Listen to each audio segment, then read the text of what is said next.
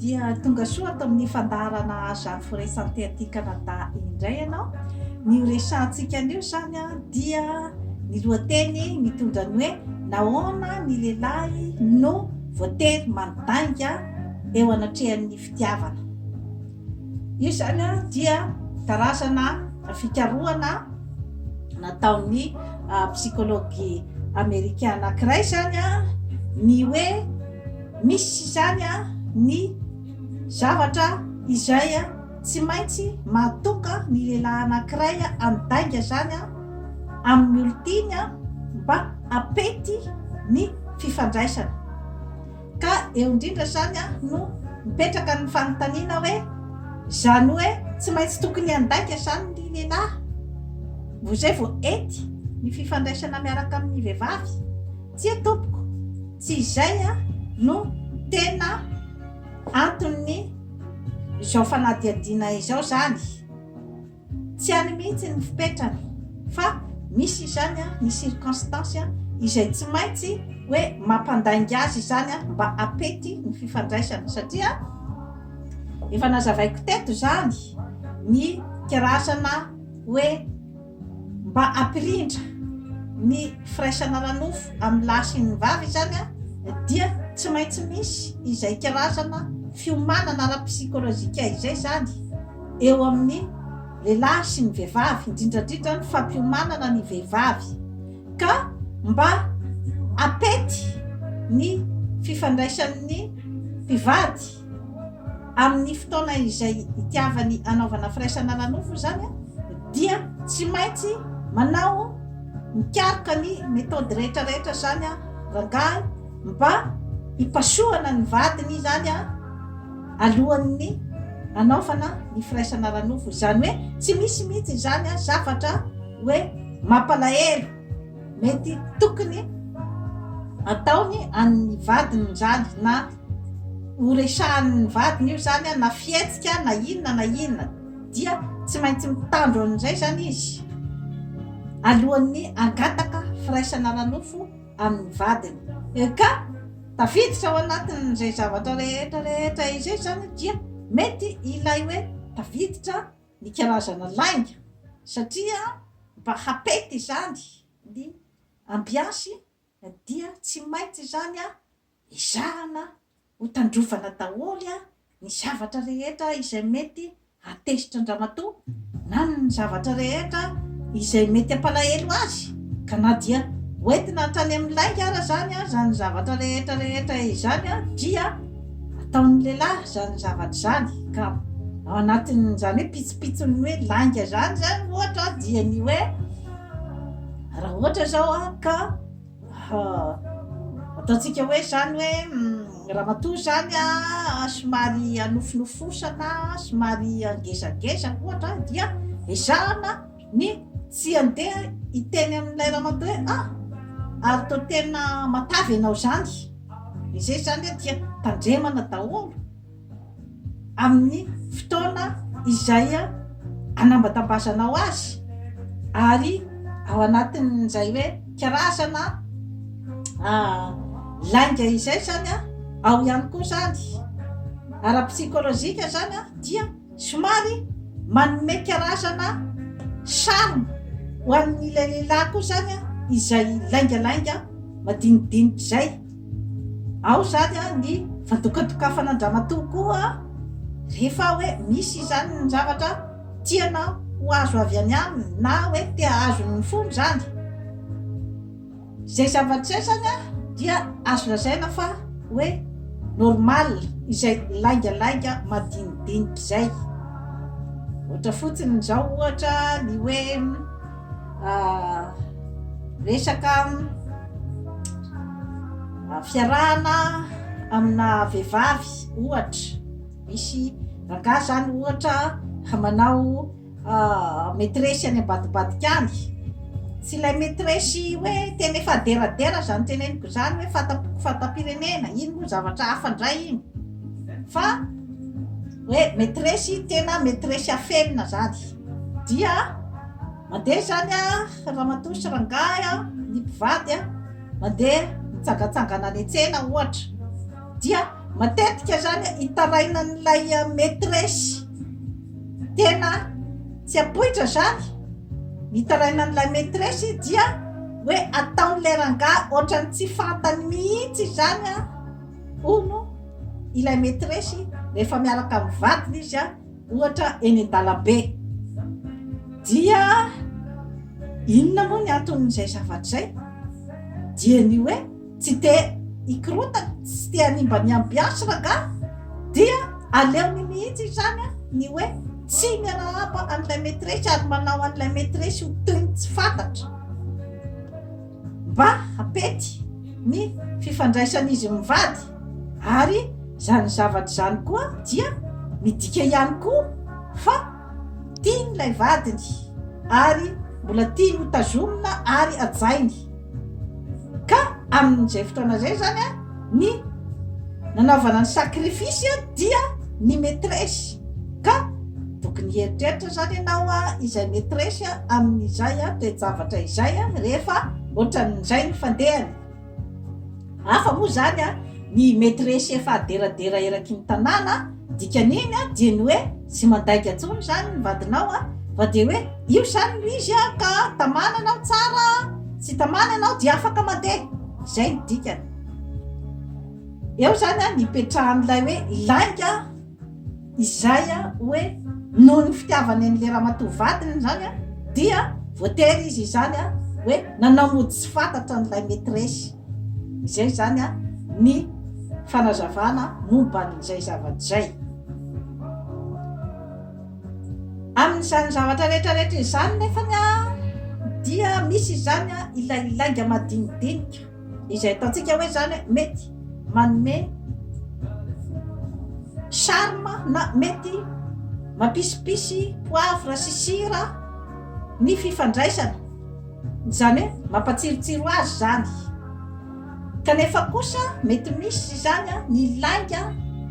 izay tena hoe langa mety mamotika ny fifandraisan'ny mpivady ka eo no tsara hoe faritana tsara zany hoe aiza ilay langalanga mety atsara zavatra ary aiza ny langalanga izay mety mamotika satria ny langa koa dia misy ihany koa karazana areti-tsaina io misy ny atao hoe mythomane ny mythomane zany dia ilay olona izay tena hoe mandainga rano fotsiny zany no zavatra taony amin'ny mandritry ny androm-piainan'iray manontolo ary masahy mandainga amina zavatra izay hoe mety hotsikaritsy ny olona rehefa avy eo hoe ay zavatra langa ny zavatra nylazain'iny rangahy iny dia amin'izay fotoana izay zany ilay mythomane izy tsy manana ny contrôle firy ny hoe ity zavatra ty ane ka mety ho tratran'ny olona ihany mety ho verifien'ny olona ty zavatra teneniko ty eo zany ny hoe hipetrahany hoe areti-tsaina dia ireny olona mpandefadefa tsaho ireny olona izay mpamitapitakolona ireny zany dia zavatra mety mitera-doza amin'ny fitiavana na amin'ny fifandraisana amin'ny olona andavanandro satria mandainga daholo ny olombelona rehetrarehetra mandainga daholo ny lehilahy rehetrarehetra fa rehefa kosa zany ny olona nataon'olona hoe mpandainga dia mety efa misy zavatra izay grave kokoa zany ao ambadik'izay zavatra zay ary misy zavatra izay betsaka zany tsikaritry ny olona fa hoe zavatra langa daholo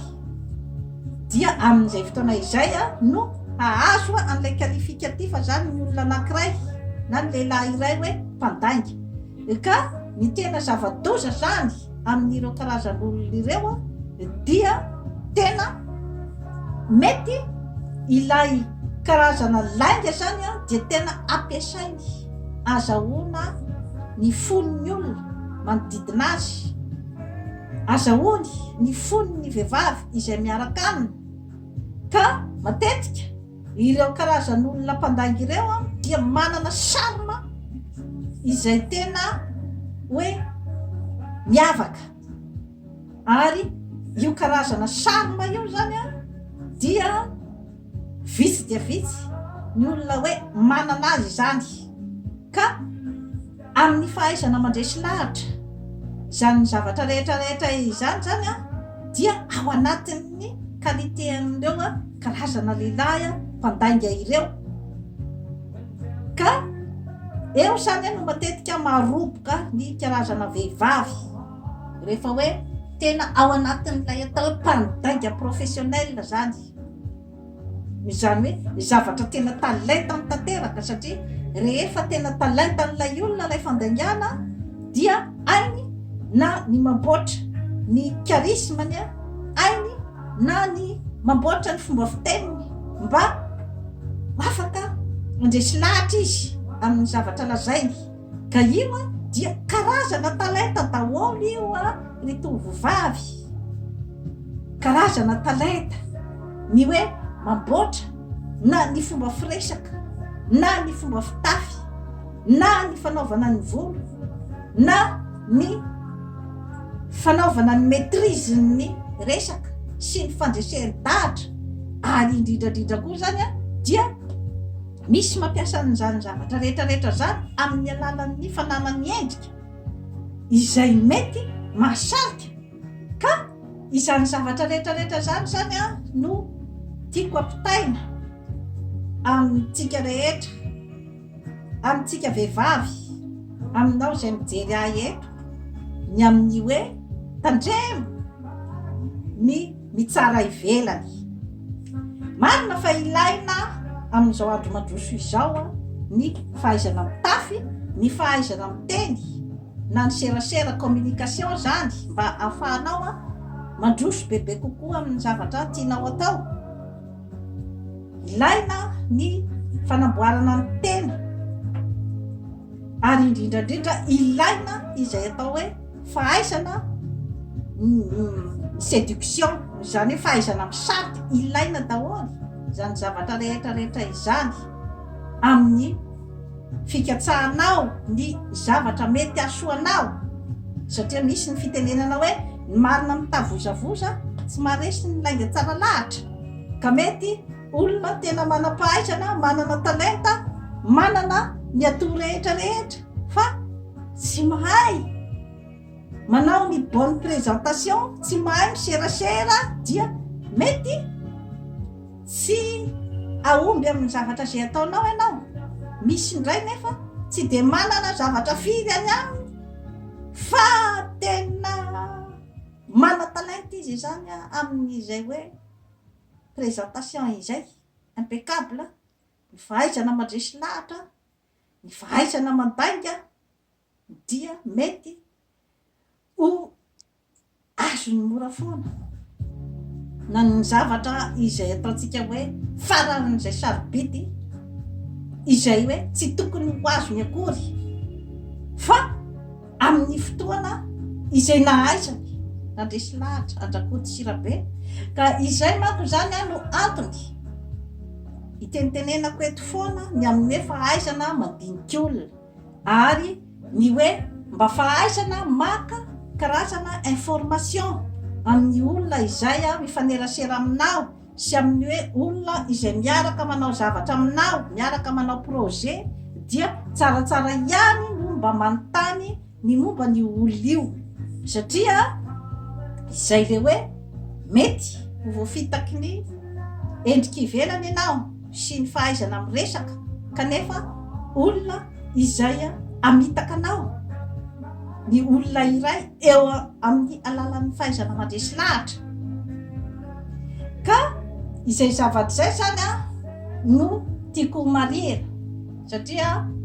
ny fahaizana mandresy lahatra dia ilaina raha ohatra ka misy vehivavy izay irinao ohatra mazava ho azy fa tsy maintsy mila mahay mandresy lahatra ianao ary misy kokoa izay hoe karazana hoe réussite zany eo amin'ny fandaingana raha ohatra ka andeha aka vehivavy anankiray ianao ohatra fotsiny ataoko amin'izany dia mety apetipety kokoa ngamba an'ilay fisariana raha ohatra ka mandeha ohatra ny lehilahy anankiray izay tena hoe tsisy okianina hatrany an-tampon-doka hatrany am-paladia, ny akanjo sy ny ranomanitra sy ny rehetrarehetra dia lasa izy miaraka amin'ny tomobile tsara tarehy izay lazainy fa azy, kanefa tomobile ohatra izay nindraminy tamin'ny dadatoany ohatra, dia amin'izay fotoana zay dia hisy bebe kokoa ny fisariana. Kanefa rehefa teoriana, rehefa fantatrikala kely zany fa ay tsy tomobilinanao iny fa tomobilin'ny dadatoanao, dia amin'izay fotoana zay dia hihena ilay karazana sary. Fa raha ohatra kosa moa ka hoe zavatra efa nikalkilenao tsara hoe juste hoentiko miara-matory aminy fotsiny no nitondrako an'iny tomobile iny, fa rehefa avy eo dia mitsoka izay koa zavatra hafa zay. Ka ny tiako hidirana zany dia ny amin'ny hoe ilailainga zany raha ohatra ka mitohy be loatra dia mety mandrava ny fitiavana izay tokony haharitra fa amin'ny fotoana fohy fotsiny no ahafahana mandainga sy ahafahana miteny ny karazan-javatra rehetrarehetra mba hisintomana ny foniny vehivavy iray. Fa raha ohatra kosa ka efa tafiditra amin'ny tena fiainana zany kanefa betsaka loatra ilailainga dia mety animba ny fifankatiavan'ny olona anankiroa zany zavatra zany. Eo ihany koa nefany ny mety ho karazan'olona izay hoe iny karazana laingalainga any amin'iny lehilahy iny zany dia mampatory azy tanteraka, satria matetika koa ny lehilahy mpandaingalainga dia mahay mipasoka ihany koa, ka mahay mandangolango, mahay mandokandoka, ka mety betsaka zany ny vehivavy izay hoe matory amin'izay zavatra zay.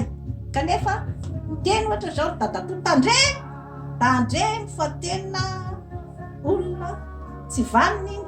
olona iarahanao iny, aiza kory dadatoa tsy mariny zany, tena hitako fa tena laniko tanteraka ny toetrany, tsy mariny zany zavatra teneninao zany. Efa mandeha ny fotoana vo zay vo ay tena marina lay nolazainy dadatoa, fa ay tena olona tsy manjary tokoa iny olona iny, nefa efa tafiditra lany lenao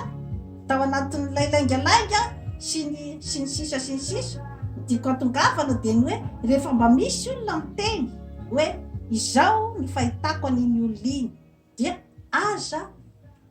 atosika tanteraka ny zavatra lazainy, fa adiadio aloha ary adiadio koa ny olona manoloana anao, satria sao dia mba misy zavatra marina ihany ny zavatra lazain'ny olona ny momba an'iny, na dia hoe tena hoe lasa mpitiavana tara tanteraka rany ao amin'ny tovolahy iray, dia mba somary jereo ihany hoe aiza ny information sy ny zavatra mety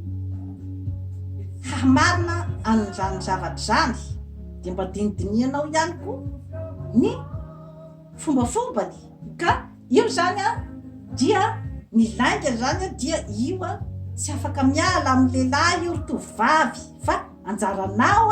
ny manadiady zany ny zavatra mety ho marina sy ny zavatra hoe mety ho lainga. Satria misy anekdote nikarana izay zany hoe misy organisation bal zany hoe bal organisena zany ho an'ny célibataire, dia amin'ny zavatra ohatran'io moa zany dia amin'io zany matetika no ifampilan'ny lehilahy sy ny vehivavy zany tanora ao an-tanàna. Dia raikitra zany ny bal dia tao zany fa niakatra ny mozika sy ny zava-pisotro dia efa manomboka zany hoe manomboka ny feeling sy ny ambiance rehetrarehetra zany ao anatin'io bal io. Dia rehefa misy tovolahy sy tovovavy zany izay hoe tao zany raikitra zany ny fifampikotiana tao anatin'ny bal, dia lasa nandeha tany amin'ny hôtely rehefa avy eo zany a ilay tovolahy sy ilay tovovavy satria dia nahainanao karazana déclaration d'amour miretareta dia miretareta zany lay tovolahy a dia resy lahatra lay tovovavy zany dia nandeha tany amin'ny hôtely zany dia tao zany a dia raikitra ny fanaon'ny mpifankatia zany rehefa vitany natao a dia ozy izy mijery montre lay rangahy zany de ozy izy hoe tsy maintsy mandeha mody a fa ahoana ozy izy le vehivavy de ozy izy fangatsy hijanona mandra-parain'ny andro tsy izay ka no hoe tokony plantsika de ozy izy le rangahy hoe tsy maintsy mody a tsy maintsy mody aho amin'ny 7 alina fa miandry ahy mivadiko fa ahoana ozy izy le vehivavy fa nga ianao manambady fa tsy nilazainao azy any zavatra zany ary ilay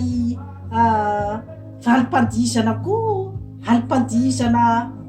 ho an'ny célibataire ka ianao zany tena mamitaka inona no ataonao ao kanefa efa hoe célibataire izay no titre ny alim-pandihizana de ozy izy ilay rangahy hoe ianao ka nanontany ahy ka inona no anontaniko anao ka efa hoe célibataire no tokony ho tonga ao tsy nisy fangatana ny acte de mariage tao dia andehana